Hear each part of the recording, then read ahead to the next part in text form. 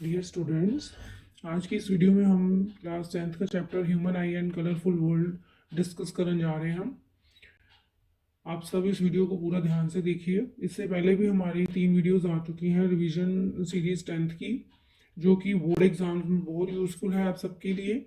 ये सिर्फ सीबीएसई ही नहीं, पीएससी भी सारे बच्चों के लिए ज़रूरी है। कुछ दिन ही रह गए हैं आपके बोर्ड एग्जाम्स में, आप ये सारी वीडियोस देख के अपनी दोबारा से रिवीजन कर सकते हैं। और ये जो नोट्स हैं बिल्कुल फ्री हैं आपके लिए और इजी और सिंप्लीफाइड मटेरियल है, जो कि बहुत आसानी से आपको याद हो जाएगा। और ये सिर्फ वीडियो बोर्ड एग्जाम्स के लिए नहीं, जो एस्पिरेंट सी टेट या पी टेट की तैयारी कर रहे हैं उनका भी यही सिलेबस है। उनके लिए भी ये नोट्स बहुत जो है वो यूज़फुल हैं। तो सारे बच्चे इस वीडियो को पूरा देखें और ध्यान से देखें। जहाँ आपको स्क्रीनशॉट लेने की ज़रूरत हो वहाँ लें। यहाँ पर आपको इसको नोट कर लें इनको नोट्स को। और हमारे चैनल को ज़रूर सब्सक्राइब करें शिक्षा मंजिल को, ताकि हर वीडियो की नोटिफिकेशन आपको पहले पहुंच सके। इसी वीडियो के दौरान आपको प्लेलिस्ट शो की जाएगी, जो आपकी पुरानी रिवीजन सीरीज़ को आप उसको भी क्लिक करके देख सकते हैं। और ये जो एक यूज़फुल पार्ट है जो मैंने आपको बताना है कि इसके एंड में हम वो एमसीक्यूज डिस्कस करेंगे जो एग्जाम्स में ज़रूर आ रहे हैं, जो ज़रूर आते हैं। और सेशन रीजन जो जिनमें बच्चों के मार्क्स ज़्यादा कटते हैं, तो वो एमसीक्यूज देखने के लिए एंड तक वीडियो ज़रूर देखें, क्योंकि वो ज़्यादा इंपॉर्टेंट है। क्योंकि एक भी एमसीक्यू गलत हो जाए तो बच्चों के कितने ही मार्क्स डिडक्ट हो जाते हैं। तो चलो आइए शुरू करते हैं। Human I the colourful world. तो सबसे पहले हमारा जो चैप्टर है human I and the colourful world, ये आई का डायग्राम है। आपको हमेशा आ जाता है कि चाहे आपको लेबल करने को ये आ जाता है ज़रूर 3 मार्क्स में, चाहे आपको लेबल करने के लिए डायग्राम आ जाए, लेबल करिए इसके पार्ट्स और उनकी वर्किंग लिखिए, ऐसे आ जाता है। जैसे कि हमें बताया this is an I diagram. ये क्या है? लेंस है। कौन सा लेंस यूज़ होता है इसमें? अपना लेंस, कन्वेक्स लेंस।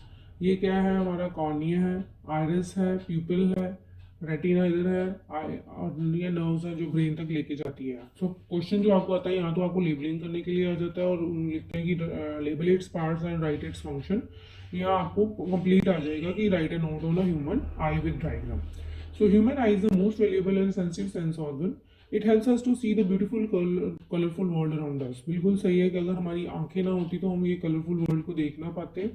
अब एक क्वेश्चन ये भी आ जाता होता है कि भाई आईज अगर हैं तो अंधेरे कमरे में रात को हमें क्यों नहीं दिखाई देता? ये भी बहुत इंपॉर्टेंट क्वेश्चन है। तो इसका आंसर ये है कि आईज को देखने के लिए लाइट की बहुत ज़रूरी है। जब तक लाइट हमारी आईज पर नहीं पड़ेगी हमें दिखाई नहीं देगा।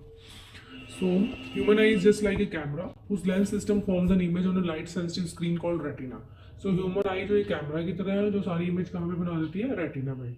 The eyeball is almost spherical in shape, having a diameter of about 1.3 centimeter. 2.3 centimeter का जो वो eyeball का diameter होता है। Next है parts of human eye, cornea. So cornea क्या है? सबसे बाहरली it is a transparent protective thin membrane covering the front of the eye. It is bulged outwards. It acts like a camera.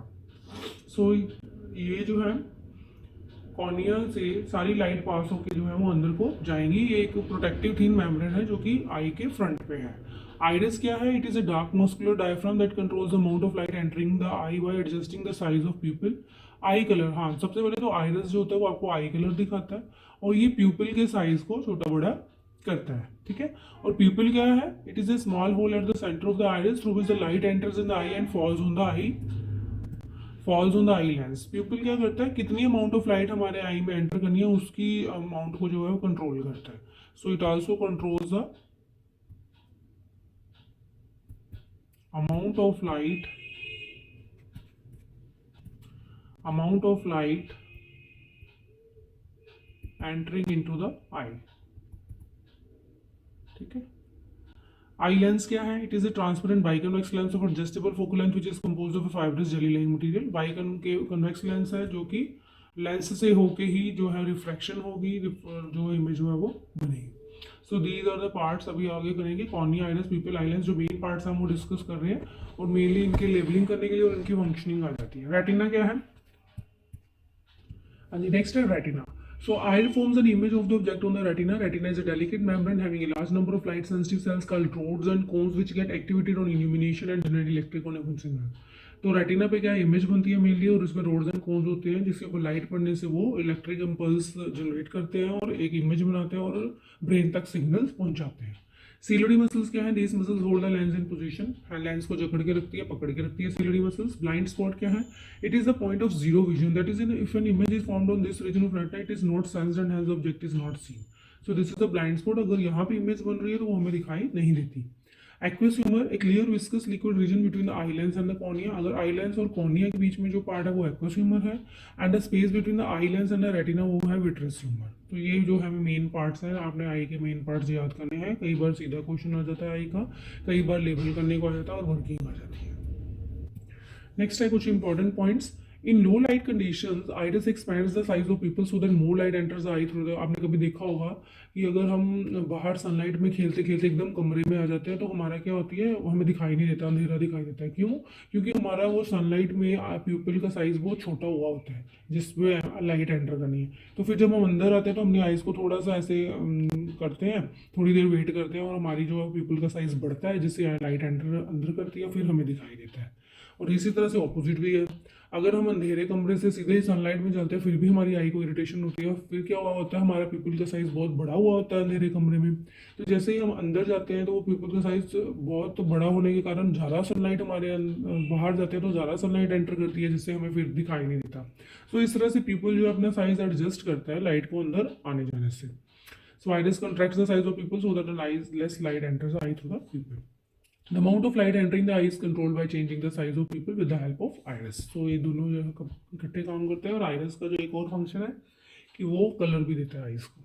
So mainly I पे question आ जाता है, इसलिए हमने पहले इसको किया। सारे पार्ट्स आप याद कर लीजिए, उनकी वर्किंग आपको आनी चाहिए, लेबल करने को आना चाहिए, आपको पता होना चाहिए डायग्राम में कहाँ पे कौन सा पार्ट है। नेक्स्ट करते हैं retina consist of a large number of light sensitive cells. आपको मैंने पहले बताया रोड्स एंड कोन्स होते हैं। Function of rods is to respond the brightness of light, and cones का क्या है, distinguish between the different colours. So rods क्या करता है, रिस्पॉन्ड करता है कितनी लाइट की ब्राइटनेस है, और कोन्स क्या बताता है, डिस्टिंग्विश करता है between the different colours. Persistence of vision, the image of an object scenes persist on the retina for 1/16 second. कहता है 1/16 सेकंड तक जो भी हम इमेज देखते हैं वो रहती है, परसिस्ट करती है even after the removal of the object. This is known as the persistence of vision. Power of accommodation of eye, तो ये भी आपको कई बार एमसीक्यूज में पूछ लेते हैं कि कितनी देर तक जो है वो हमारी परसिस्ट करती है कोई भी image. So what is the power of accommodation of I? The ability of the eye to focus on both nearby and distant objects by adjusting the focal length of the eye lens is called a power of accommodation. देखो हम नज़दीक कितना देख सकते हैं, we know that 25 centimetre तक 25 centimetre तक हम जो है उन्हें नज़दीक देख सकते हैं, और दूर जो है हम इन्फिनिटी तक देख सकते हैं।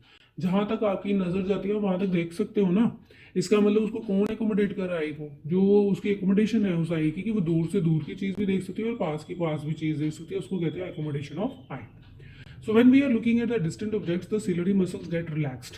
The eye lens become thin and its focal length increases, which help us to see distant objects. तो जब कहता है हम दूर की चीज़ें देखते हैं तो आई लेंस क्या हो जाता है, थिन हो जाता है, उसकी फोकल लेंथ इंक्रीज हो जाती है और हम दूर के ऑब्जेक्ट्स जो क्लियरली देख सकते हैं।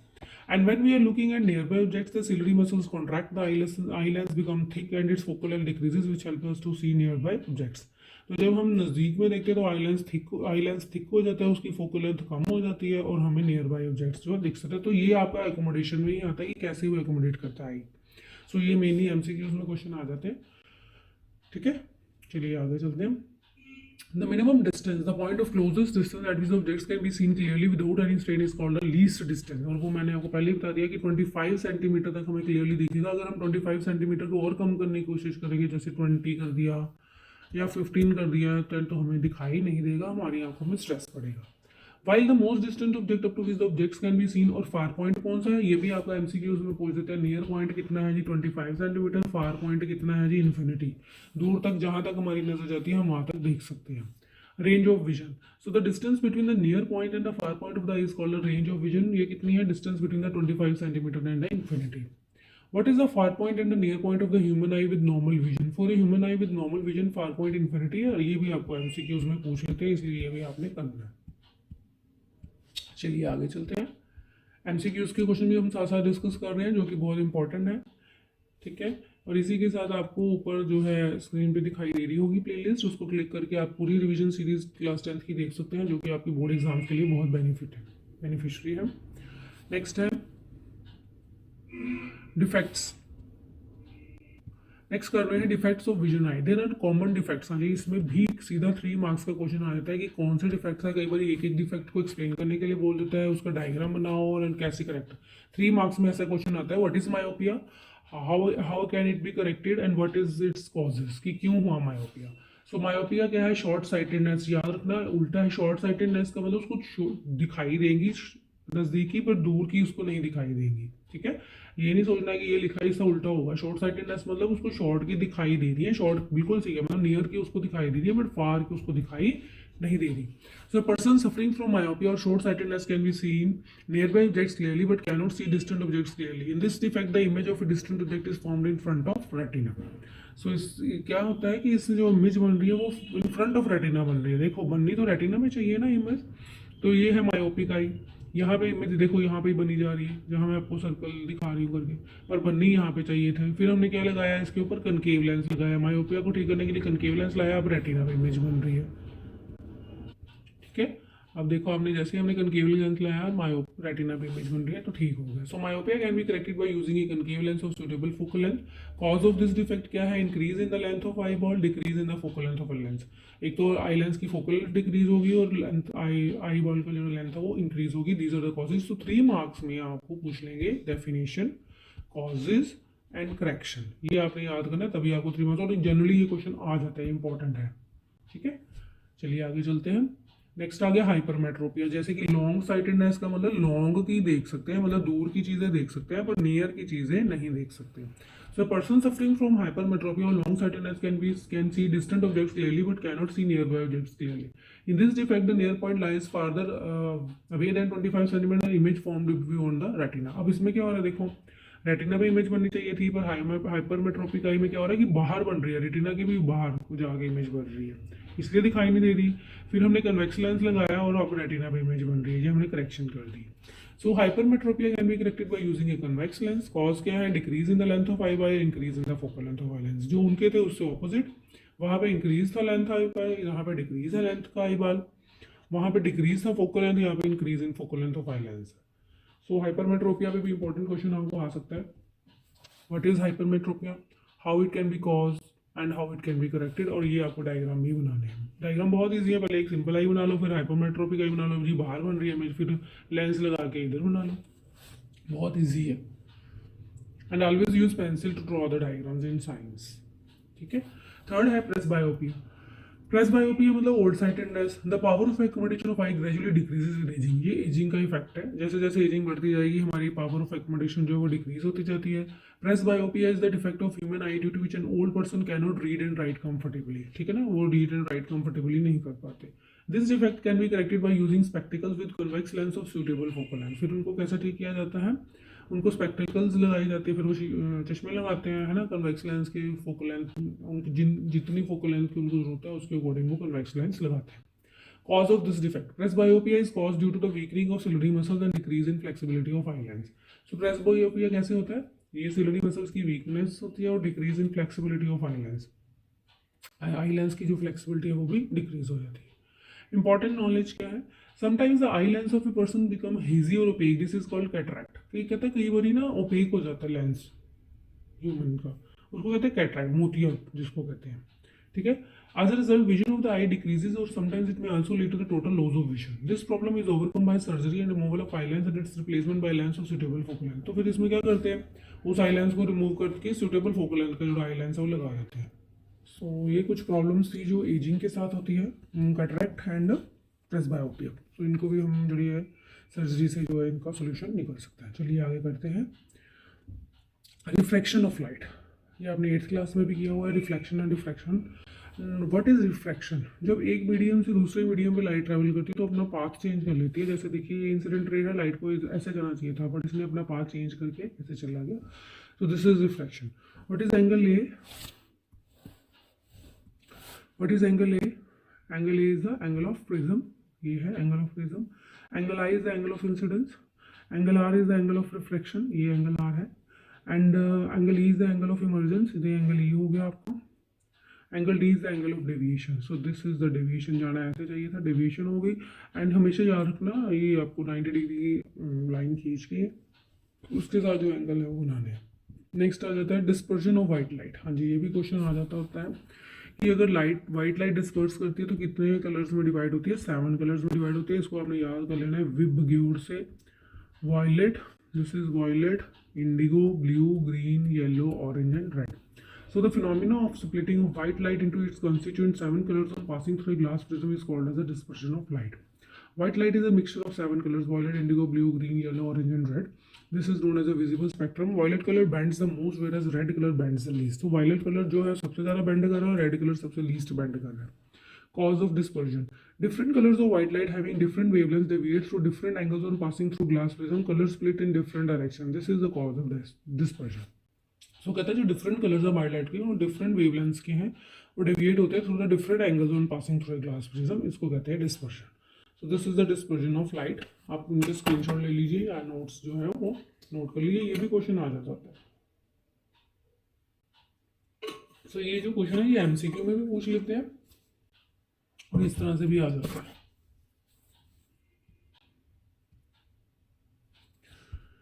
चलिए नेक्स्ट है formation of rainbow. So rainbow कैसे बनता है? It is a natural spectrum appearing to the in the sky after a rain shower. Rainbow is caused by dispersion of sunlight and total internal reflection. याद रखना दोनों होता है, dispersion of sunlight and total internal reflection of tiny water droplets present in the atmosphere which act as a small prisms. जो tiny, जब बारिश होगी तो tiny droplets आएंगे वाटर के, तो वो क्या एक्ट करेंगे एज ए स्मॉल प्रिज्म्स। जब उसमें से व्हाइट लाइट पास करेगी तो उसमें क्या होगी? डिस्पर्जन और आल्सो टोटल इंटरनल रिफ्लेक्शन, जिसके कारण क्या पैदा होगा? Rainbow. White light get dispersed into 7 colors. Rainbow is also formed in a direction opposite to that of sun. So condition क्या है? Rainbow is formed after the rain shower. Rainbow is always formed in the direction opposite to that of sun. Sun must be at the back of the viewer. Rain must be in front of the viewer. ठीक है ना? Rain जो है वो सामने होनी चाहिए, सन उसके पीछे होना चाहिए, फिर रेनबो बनेगा due to the dispersion and total internal reflection. इस पर भी क्वेश्चन आ जाता होता है, चाहे एमसीक्यू में ही पूछ लें कि क्या कारण है उनके। डिस्पर्जन भी है और इंटरनल टोटल इंटरनल रिफ्लेक्शन भी है, तो ये इस तरह से भी एमसीक्यू बन के जो आपको आ सकता है। चलिए आगे चलते हैं। Atmospheric refraction. एटमॉस्फेयर में जो रिफ्रैक्शन होता है उसकी वजह से हमें क्या क्या चेंजेस जो है वो दिखाई देते हैं। So the phenomena of bending of light और passing through earth's atmosphere is called atmospheric refraction. The upper layer of atmosphere are rare as compare to the lower layer. देखो अपर लेयर जो atmosphere है वो ज़्यादा condense नहीं है, इसलिए rare medium है, और जो लोअर एटमॉस्फेयर है वो थोड़ा जो है वो थोड़ा डेंस है। So light coming from the stars passing from rare to denser medium layer suffers multiple refractions before reaching the earth atmosphere. Phenomena based on the atmosphere refraction. Twinkling of stars, जो twinkling of stars हमें दिखाई देती है ना, कभी तारे चमकते हैं कभी बंद होते हैं, वो भी रिफ्रैक्शन की वजह से है, क्योंकि इसमें क्या है, देखो स्टार की ये मेन पोजीशन है, पर ड्यू टू द रिफ्रैक्शन उनकी जो मेन पोजीशन, जो एपरेंट पोजीशन एपरेंट होती है, जो हमें दिखाई देती है वो थोड़ी ऊपर दिखाई देती है, जिसके कारण हमें दिखता है कि कभी वो बंद हो रहे हैं कभी वो चमक रहे हैं। ठीक है, असल में वो चमक नहीं है, असल में उनकी लाइट जरूर अपनी होती है, पर वो इसलिए हमें रिफ्रैक्शन की वजह से ऐसे दिखाई देता है कि वो चमक रहे हैं बंद हो रहे हैं। So twinkling of stars is due to atmospheric refraction of starlight. The ray of light coming from a star undergoes multiple reflections on entering the Earth's atmosphere and bends towards the normal. The apparent position of star is slightly different from its actual position. Since the physical condition of Earth's atmosphere are not stationary, the apparent position of star is also not stationary and keeps on changing. As a result, the amount of starlight entering the eye flickers. The stars sometimes appear brighter and sometimes appear dimmer. Due to this reason, star appears to twinkle. ठीक है, इसलिए twinkling जो है वो stars की हो रही। Clear है आपको? चलिए, ये भी क्वेश्चन आ जाता है 3 मार्क्स में कि why the stars twinkle. Next है why planets do not twinkle. Planets क्यों नहीं ट्विंकल करते? So planets are bigger than the stars as planets are closer to earth. जो प्लैनेट्स है वो बिगर होते हैं, they are close to earth. A planet is considered to be made up of a large number of point sources of light. चलिए, planet जो कहते हैं बिगर होते हैं, प्लैनेट को हम ऐसे कंसीडर कर सकते हैं कि वो पॉइंट सोर्सेज ऑफ लाइट के large number of point source of light से बना हुआ है। So due to atmospheric refraction some point sources appear brighter whereas other appears dimmer. Overall brightness of a planet remains the, ठीक है, so due to atmospheric refraction some point sources appear brighter whereas other appears dimmer. Overall brightness of a planet remains the same always, hence planets do not appear to twinkle. So कोई कुछ कहते हैं sources of light ऐसे लगते हैं कि brighter है कुछ डिमर है, तो ओवरऑल क्या हो जाती है, उनकी जीरो हो जाती है। ठीक है, इसलिए हमें दिखाई देता है कि प्लैनेट्स जो है ट्विंकल नहीं करते। Advance sunrise and delayed sunrise, हमें सन उगने से पहले हमें दिखाई देने लग जाता है और जब वो डूब भी गया तब भी हमें दिखाई देता है। ऐसा क्यों होता है? It is also due to the atmospheric refraction. The sun is visible to us about 2 minutes before, कहता है एक्चुअल सनराइज से हमें 2 मिनट्स पहले दिखाई देता है, and also 2 minutes after the, और जब वो डूब गया है, सनसेट हो गया, फिर भी हमें 2 मिनट्स तक वो दिखाई दे देता है ड्यू टू एटमॉस्फेरिक रिफ्रैक्शन। ये सारे एमसीक्यूज में भी क्वेश्चन आ सकते हैं और आपको ऐसे भी आ सकते हैं। So as we move above the surface of earth, the density of the air goes on decreasing. Light from the sun on entering Earth's atmosphere passes from rarer to denser layers and bend towards the normal. The sun which is actually below the horizon appears to rise to S1 just above the horizon as shown in the figure. देखो जैसे apparent position क्या है, वैसे उसकी ये position है सन की original. तो जब वो रेयर से डेंसर मीडियम में आ रहा है, रिफ्रैक्शन होने की वजह से हमें वो पहले ही दिखाई 2 मिनट्स पहले ही दिखाई दे देता है। और जब डूबने लगता है उसकी अपरेंट पोजीशन, ये है एक्चुअल पोजीशन, डूब गया है पर हमें दिखाई दे रही है ड्यू टू रिफ्रैक्शन। सो ये भी आपको क्वेश्चन आ जाता है, और ये पूछ सकते हैं कितने मिनट्स पहले दिखाई देता है जी, कितने मिनट्स बाद में दिखाई देता है। सो एमसीक्यूज में आपको इस तरह से क्वेश्चन भी आएंगे। एक बार देख लीजिए, आगे चलते हैं। हाँ जी, नेक्स्ट है when we pass white light through the two identical prism. कहता है अगर जब हमने पहली व्हाइट लाइट पास की तो डिस्पर्जन होगी, जब यही दोबारा से हमने एक और प्रिज्म रख दिया तो सारी फिर से क्या बन जाएगी, white light. So when we pass white light through two identical prisms held side by side with the reflecting edges in the opposite directions, the first prism disperses the white light into 7 colors whereas the second prism recombines the 7 colors into white light. सो इस तरह से भी question आ जाता है जी, दो prism लगाने से फिर व्हाइट लाइट की डिस्पर्जन का क्या इफेक्ट आएगा, व्हाइट लाइट ही आएगी। ये भी एमसीक्यूज में आपको आ सकता है। सो जनरली इनको भी आपको तैयार करना है। चलिए नेक्स्ट है scattering of light. The phenomena of spreading of light on striking N obstacle like dust particle water droplet atom of A molecule of air, it is called scattering. Scattering कब होती है, जब जो कोई भी लाइट है वो स्ट्राइक करती है किसी ऑब्जेक्ट को, जैसे डस्ट पार्टिकल हो गया, वाटर हो गया, ड्रॉपलेट ऑफ एन एटम और मॉलिक्यूल ऑफ एयर होगा, तो वो स्कैटर हो जाती है light. Why sky appears blue in colour, how would sky appear in the absence of earth atmosphere. कहता है क्या स्काई सच में ब्लू कलर का है या हमें ब्लू कलर का दिखाई देता है। So the blue colour of sky is scattering of light है, वो स्कैटरिंग हो रही है, जैसे हमने बताया ना किसी भी ड्रॉपलेट और वाटर ड्रॉपलेट और एटम और मॉलिक्यूल या डस्ट से वो स्कैटर हो जाती है। सो जो ब्लू कलर हमें दिखाई दे रहा है वो स्कैटरिंग ऑफ लाइट है by the molecules of gases in the atmosphere. The blue colour of sunlight scatters more strongly due to the shorter wavelength. हमें पता है ब्लू कलर जो है ज़्यादा स्कैटर करता है as compare to the red colour by the fine particles of gases in the atmosphere. However, in the absence of atmosphere on Earth, no scattering will occur. Still sky appears black. जो मतलब जो space में जाते हैं ना जो astronauts, उनको black colour का ही स्काई दिखाई देता है, वहाँ पे कोई ब्लू कलर का नहीं दिखाई देता। हमें यहाँ पे अर्थ से ब्लू इसलिए दिखाई देता है due to the scattering of light, and blue colour scatter more, इसलिए वो हमें ब्लू कलर का दिखाई देता है।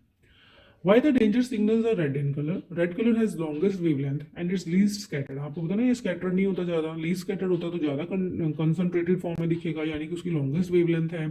तो क्या होगा, red color can be easily seen from large distance even in foggy or dusty condition। इसलिए हम red color को यूज़ कर सकते हैं टू स्टॉप, ताकि एक्सीडेंट ना हो, पर्सनस को पता चल जाए कि भी जो है लाइट के कारण, रेड कलर के कारण वो रुक सके और एक्सीडेंट होने से बच सके। सो इस तरह से क्वेश्चन आपको कंसेप्चुअल क्वेश्चन आ सकते हैं। 2024 में ये क्वेश्चन आया था, ठीक है ना, 2024 में ये क्वेश्चन आपका बोर्ड में आया था। सो इस तरह से आप तैयारी करेंगे। नेक्स्ट चलते हैं टिंडल इफेक्ट। 9th क्लास में भी हमने टिंडल इफेक्ट पढ़ा था। So when beam of light is pass through the colloidal solution, जब भी कोलॉइडल सॉल्यूशन से बीम ऑफ लाइट पास करती है तो उसका पाथ हमें दिखाई देने लग जाता है due to the scattering of light. This is known as the Tyndall effect. देखो यहाँ पे हमने टॉर्च लाइट डाली, ये ट्रू सोल्यूशन है, इसमें नहीं दिखाई दे रहा है, बट कोलॉइडल सॉल्यूशन में पाथ जो है दिखाई दे रहा है due to the scattering of light. So ये भी देखो स्कैटरिंग ऑफ लाइट के कौन कौन से एग्जाम्पल हमने देख लिए, जो हमने पहले किए थे। इसके रिफ्रैक्शन के हमने कौन कौन से देख लिए, twinkling of stars, planet don't twinkle, advance sunrise and delayed sunset, ये जो सारे थे ये थे एटमॉस्फेयर रिफ्रैक्शन के एग्जांपल। ये भी एमसीक्यूज में पूछ सकते हैं। पर जो स्कैटरिंग के हैं वो ये एग्जांपल्स हैं कि भी स्काई ब्लू कलर क्यों दिखाई दे रहा है, सिग्नल रेड क्यों होते हैं, टिंडल इफेक्ट, ये सारे आपके स्कैटरिंग ऑफ लाइट के ऊपर आएंगे, ठीक है। So it is seen when a fine beam of sunlight enters a smoke filled room through a small hole in the scattering of light means. हाँ, कई बार आपने देखा होगा हमारे रूम में, हमने रूम बंद किया, थोड़ा सा रूम की खिड़की खोली हो तो जो उसमें से जो बीम ऑफ लाइट आ रही है तो वो कोलाइडल पार्टिकल्स हमें दिखते हैं और पूरी हमें पाथ ऑफ लाइट दिखाई देती है। सो वो भी एग्जांपल है हमारा टिंडल इफेक्ट का। सो इस तरह से चलिए नेक्स्ट है हमारे कुछ एनसीईआरटी क्वेश्चंस हैं फ्रॉम बुक, वो भी डिस्कस करने जरूरी है क्योंकि एनसीईआरटी तो आपने मेनली करनी ही करनी है। So human eye can focus on objects at different distance by adjusting the focal length of eye lens. This is due to हाँ जी, कैसे कर सकते हैं? एकोमोडेशन हमने पढ़ा था ना कि एकोमोडेशन हो जाती है आई की, फोकल लेंथ कब चेंज होता है? एकोमोडेशन ऑफ आई की। The human eye forms an image on direct, human आई कहाँ पे इमेज बनाती है? आपको बताया रेटिना पे। The least distance of distance vision for young adult with normal vision कितनी है? लीस्ट डिस्टेंस कितना है जी? 25 सेंटीमीटर। और फार डिस्टेंस कितना हमने किया था? Infinity. The change in focal length of eye lens is caused by the action of ciliary muscles. जो हम फोकल लेंथ को चेंज करते हैं वो किसकी तरह, किसकी वजह से होता है? सिलरी मसल्स की। Which of the following is the correct reason for twinkling of stars? Atmosphere reflection of starlight, atmosphere refraction of starlight, scatter। हाँ जी जी, भी हमने अभी पढ़े थे। ये रिफ्लेक्शन के कारण है ट्विंकलिंग ऑफ स्टार। मैंने बोला ना, ऐसे भी एमसीक्यू आ जाएंगे कि वो वाला बता देंगे कि ये किसके कारण है? स्कैटरिंग के कारण है, रिफ्लेक्शन के कारण है, रिफ्लेक्शन के कारण है कि डिस्पर्जन के कारण है। तो ये आपको मेन क्लियर होने चाहिए कौन से पॉइंट्स जो हैं वो एटमॉस्फेयर रिफ्लेक्शन की वजह से होते हैं और कौन सी जो है कॉन्सेप्ट्स हैं जो स्कैटरिंग से होते हैं। The colour of light which is deviated the least by prism is the, जो लीस्ट डेविएट करता है रेड और जो ज़्यादा डेविएट करता है वो ब्लू। ठीक है, बट लॉन्गेस्ट वेवलेंथ अगर पूछे तो रेड और स्मॉलेस्ट ब्लू की। चलिए आगे करते हैं। A student has difficulty in reading the blackboard while sitting in the last row. What could be the defect the child is suffering from? How can it be corrected? हाँ जी, कहता है जो student last seat पे बैठा है उसको black board नहीं दिखाई देता, उसका कौन सा डिफेक्ट हो सकता है? देखो उसको दूर की चीजें नहीं दिखाई दे रही है ना, पास की दिखाई दे रही है, तो मायोपिया हो गया, short sightedness, and it can be corrected by the concave lens. ये भी क्वेश्चन आपको इस तरह से भी आ सकते हैं। Why does the sky appear dark and black to an astronaut instead of blue? Because there is no atmosphere in the outer space, तो scattering तो होगी नहीं लाइट की, so there is no scattering. Sky appears dark and black to the astronaut in the outer space instead of blue, क्योंकि हमने पढ़ा था कि जो ब्लू कलर है वो सिर्फ स्कैटरिंग की वजह से हो रहा है ना। नेक्स्ट है, how does the sky appear from the surface of moon? Moon से स्काई कैसे दिखाई देगा? Sky appears dark and black from the surface of moon because there is no atmosphere which can set. Same question है, बार बार वही conceptual question, बस आपके concepts clear होने चाहिए। कंसेप्चुअल क्वेश्चन कोई भी आ सकता है, किसी तरह से भी मोल्ड करके आ सकता है। What is the cause of blue color of ocean? The water molecules of the ocean scatter blue light more strongly than the light of other colors. Ocean appears blue in color. ठीक है ना, जो ocean के कहता है water molecules है वो blue colour को ज़्यादा स्कैटर करते हैं, इसलिए जो है वो ब्लू कलर दिखा देते हैं। ठीक है, चलिए आगे चलते हैं। These are all NCERT question जिनको आपने बिल्कुल करके जाना है। हर एक एमसीक्यू एनसीईआरटी से करके जाना है, पूरी एनसीईआरटी आपने पढ़ के एक बार जरूर जानी है। फिर भी हमने क्वेश्चन फॉर्म में आपको ये नोट्स दिए हैं जो बहुत ईजी है, एमसीक्यूज भी करेंगे अभी, बने रहिए। Define the term power of accommodation. Write the modification in the curvature of the eye lens which enables us to see the nearby objects clearly. So the ability of the eye to focus on both nearby and distant objects by adjusting the focal length of the eye lens is called power of accommodation. To focus on nearby objects, the ciliary muscles contract, making the eye lens thick. As a result, the focal length of eye lens decreases. We see the near objects. तो वही कहता है, हम फिर near by objects को कैसे देख सकते हैं? उससे क्या करता है, सिलरी मसल्स क्या करती है, आई लेंस को थिक करती है कॉन्ट्रैक्ट करके, जिससे focal length of eye lens क्या हो जाता है, डिक्रीज हो जाता है, और we can see the nearby objects. ठीक है, उसी तरह से हमने उल्टा भी किया था। So the apparent position of an object when seen through the hot air fluctuates or wavers. State the basic cause of this observation. The basic cause of this observation is the variation in the physical condition of the hot. कहता है जो apparent position हमें दिखती है किसी object की through the hot air वो fluctuate करती है, क्यों? Physical condition of hot air की वजह से। So what is the relation between the color of scattered light and the size of scattering particle? हाँ जी, कितनी स्कैटरिंग होगी, कितने साइज से वो है। Small size particle scatter colour of shorter wavelength that is violet colour, and large size particles show the scattering the large wavelength red colour. ठीक है, जो रेड कलर की वेवलेंथ लार्ज है उसको लार्ज साइज पार्टिकल स्कैटर करेंगे, blue colour की violet colour की wavelength short है उसको स्मॉल साइज के पार्टिकल जो है स्कैटर करेंगे। Name the phenomena responsible for apparent flattening of sun's disc at sunrise and sun. It is due to atmosphere vision. मैंने बताया ना आपको, ऐसा भी क्वेश्चन पूछते थे कि जो एपरेंट फ्लैटनिंग है सन की सनराइज और सनसेट की वजह से वो क्यों है, due to the atmospheric refraction. तो ये सारे क्वेश्चंस के आंसर आपके पास है, आप इनके नोट्स बना लीजिए या इनके स्क्रीनशॉट ले लीजिए। चलिए आगे चलते हैं। आगे है हमारे पास न्यूमेरिकल्स। कुछ न्यूमेरिकल्स आ जाते हैं डिफेक्ट्स ऑफ आई पे। So a person with a myopic eye cannot see distant objects beyond 1.2 meter distinctly. What should be the type of corrective lens used to restore proper? देखो एक तो सीधा आ गया ये, उसको दूर की चीज़ें जो है नहीं दिखाई दे रही, शॉर्ट दिखाई रही, यानी कि शॉर्ट साइटेड ऐसा, ये तो पता चल गया कि कनकेव लेंस होगा, पर हमने पहले निकालना है ना।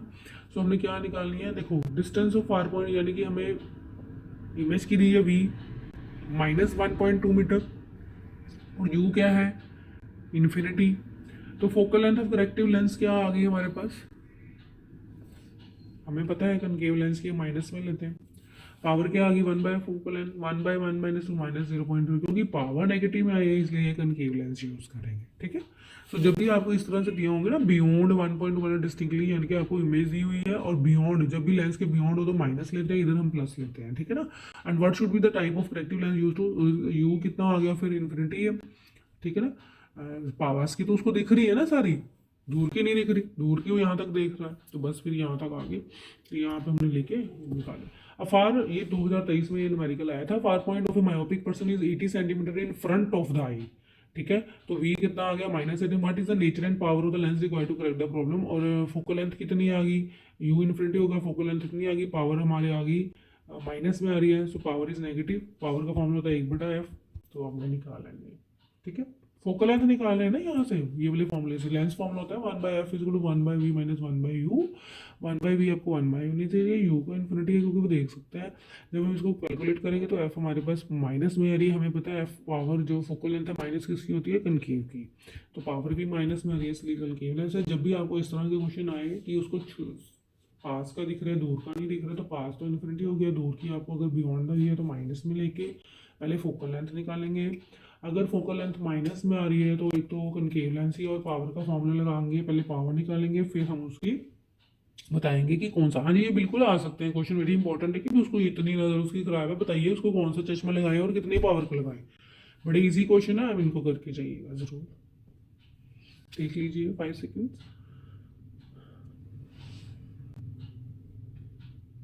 और आपको इस वीडियो में अपनी पुरानी रिवीजन सीरीज का भी लिंक मिल जाएगा, राइट साइड पे भी मिल जाएगा, at the end of the video पे मिल जाएगा, आप उनको क्लिक करके सारी रिवीजन सीरीज देख सकते हैं। और हमारे चैनल को जरूर सब्सक्राइब करिए और बेल आइकन का बटन जरूर दबाइए। ये भी 2023 में क्वेश्चन आया था, make a diagram to show how hypermetropia is corrected, वही डायग्राम शो करना है। And the near point of a hypermetropic eye is 1 metre, what is the nature and power of the lens required to cover correct this defect, assume that the near point of the normal eye is 25 cent. So correction कैसे होगी hypermetropia की, आपको पता है convex lens से होती है। A person is not able to see near by objects clearly, the defect can be corrected by using, हाँ जी ये देखो, ये ऐसे आपने डायग्राम बना के, मैंने पहले भी डायग्राम बनाए थे, जब 3 डायग्राम बनाए थे हाइपरमेट्रोपिक आई, उसको कैसे करेक्ट करना है कन्वेक्स लेंस लगा के, वो वाला डायग्राम आपने बनाना है। उसके बाद आ गया कि नियर पॉइंट आपको दिया हुआ है हाइपरमेट्रोपिक आई का -1 मीटर, मतलब सेंटीमीटर में है, बाकी तो इसको भी सेंटीमीटर में कन्वर्ट कर लीजिए। Near point of normal I -25 centimetre है। फोकल लेंथ क्या आएगी, फोकल लेंथ हमने ऐसे कैलकुलेट कर ली 33.3 सेंटीमीटर आ रही है, और पावर कितनी आ रही है 3 डायोप्टर, क्योंकि पावर पॉजिटिव में है तो कन्वेक्स लेंस यूज करेंगे। ठीक है, इस तरह से आपने क्वेश्चन आ जाते हैं। भी इस बंदे को ये प्रॉब्लम है, बताइए कि कौन सा चश्मा लगेगा, कितने पावर का लगेगा, और कौन से लेंस से हम उसको ठीक कर सकते हैं।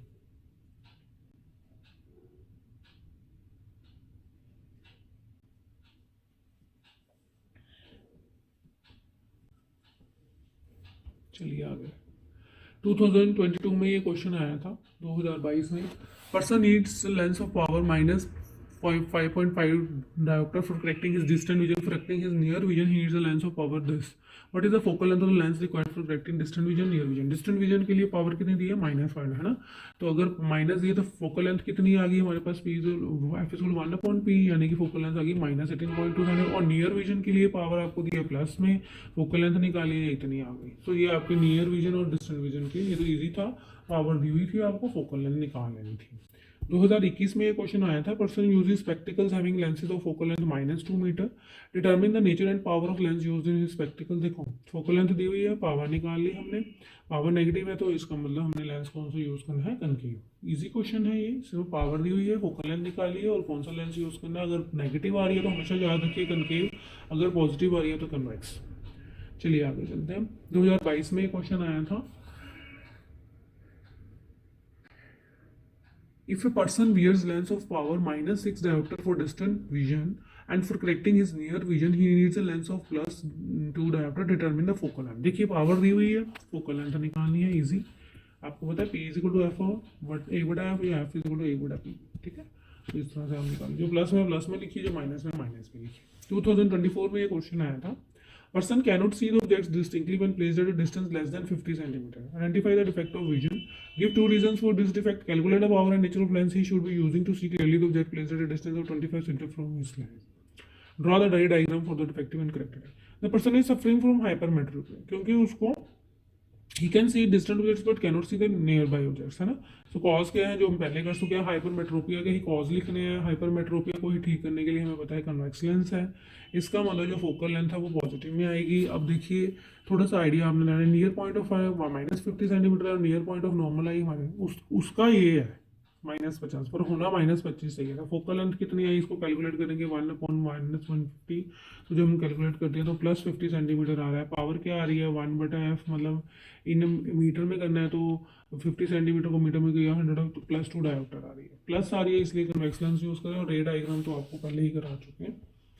सो इस तरह से भी क्वेश्चन आ रहे, देखो 2024 में एक तो उन्होंने इसी न्यूमेरिकल में आपको हाइपरमेट्रोपिया के बारे में भी पूछ लिया, उसके कॉज भी पूछ लिया, उसका न्यूमेरिकल देखिए ये भी पूछ लिया कि कौन सा लेंस है। तो ये नहीं है कि डायरेक्टली क्वेश्चन ही आएगा, न्यूमेरिकल के फॉर्म में भी आपको हाइपरमेट्रोपिया मेट्रोपिया के ऊपर जो है क्वेश्चन आ सकते हैं। देख लीजिए इस क्वेश्चन को, फिर आगे चलते हैं।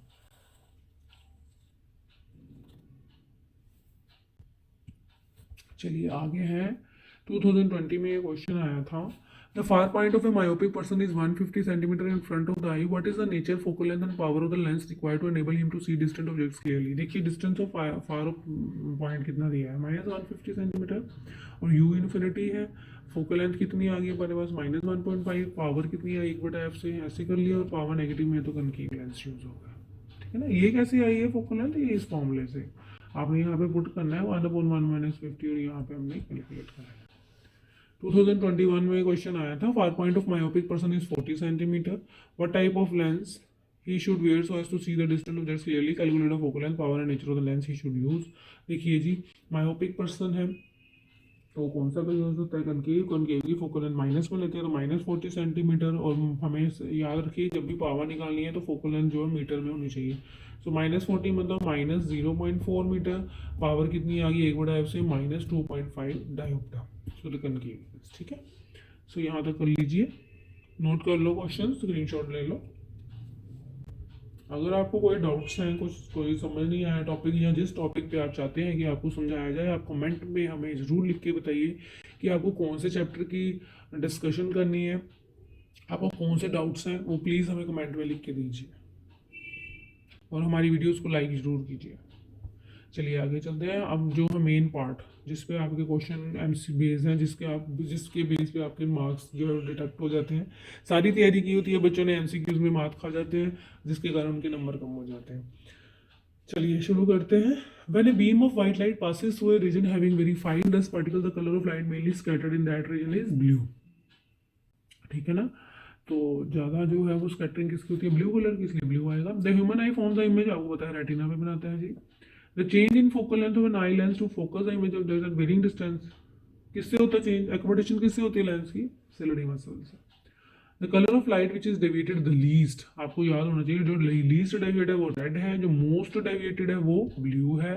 बट लॉन्गेस्ट वेवलेंथ पूछ ले तो रेड है, लीस्ट वेवलेंथ पूछ ले तो वायलेट है। ये याद रखनी है आपने चीजें, ठीक है। चलिए नेक्स्ट क्वेश्चन है, a person cannot see distant objects kept beyond 2 meter, the defect can be corrected by using a lens of power।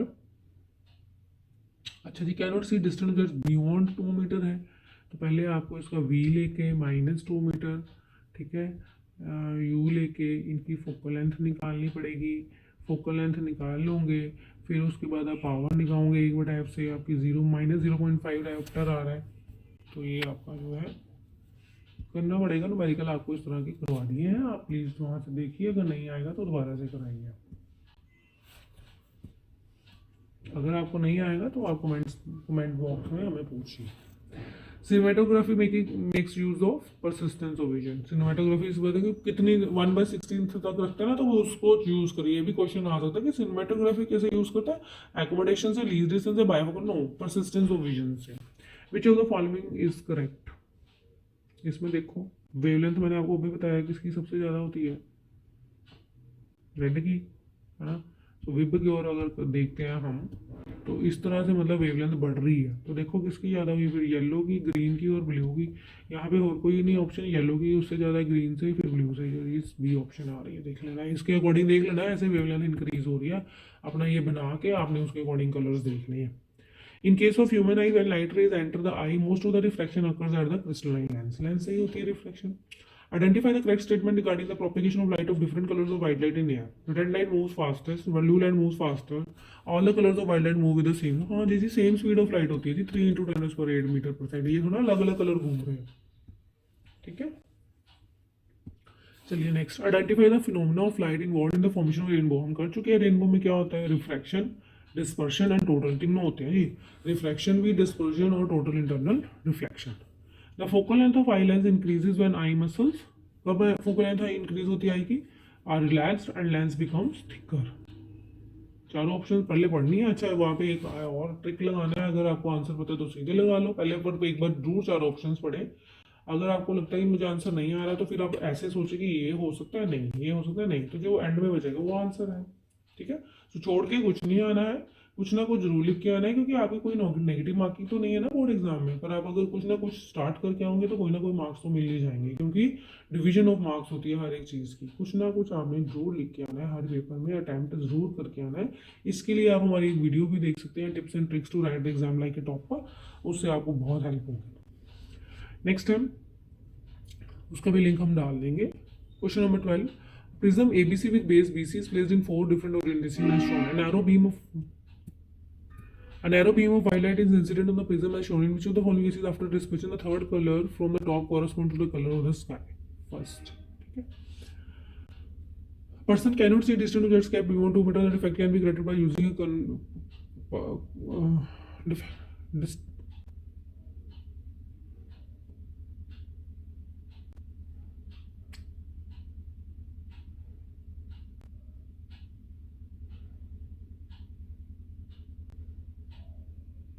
-0.5 left आएगा, पहले भी किया ये question. Twinkling of star is due to atmospheric. Twinkling of stars कैसे होते हैं आपको बताया था, रिफ्रैक्शन होती है जी लाइट की by different layers of varying reflective indices. तो इनको कर लीजिए एक बार, फिर आगे चलते हैं। इनको आप एक बार देख लीजिए, फिर आगे चलते हैं।